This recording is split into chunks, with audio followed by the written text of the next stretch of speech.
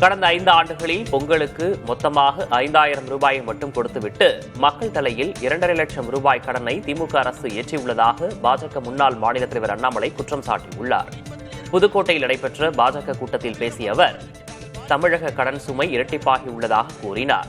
தமிழகம் வரும் நிறுவனங்களிடம் திமுக அரசு கமிஷன் கேட்பதாகவும், எனவே வேறு மாநிலங்கள் நோக்கி தொழில் நிறுவனங்கள் செல்வதாகவும் அண்ணாமலை குற்றம் சாட்டினார். 2,50,000 ரூபாய் ஒரு ரேஷன் அட்டையின் மீது நமக்கு பொங்கலுக்கு எவ்வளவு கொடுத்தீங்க?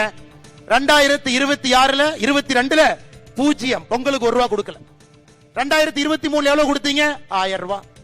2024 எவ்வளவு கொடுத்தீங்க? 1000 ரூபாய். 2025 எவ்வளவு கொடுத்தீங்க? 0. 2026ல எவ்வளவு கொடுக்கறதா சொல்லிருக்கீங்க? 3000. மொத்தமா 5000 ரூபாயை கொடுத்துட்டு 2.5 லட்சம் ரூபாய் எங்க தலைமையில கடன் வச்சீங்கல்லங்க ஐயா. அதனாலதாங்க ஐயா திமுக நீங்க கில்லாடி. வெறும் 5000 ரூபாயை பொங்கல் என்று சொல்லிவிட்டு கொடுத்துவிட்டு 2,50,000 ரூபாய் கடனை ஏற்றி வைத்திருக்கின்றீர்கள்.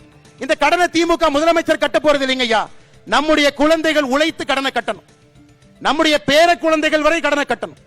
9,74,000 கோடி கடன். இந்திய சரித்திரத்தில் எந்த ஒரு மாநிலத்திலும் கூட இவ்வளவு கடன் யாரும் சரித்திரத்தில் பெற்றது கிடையாது.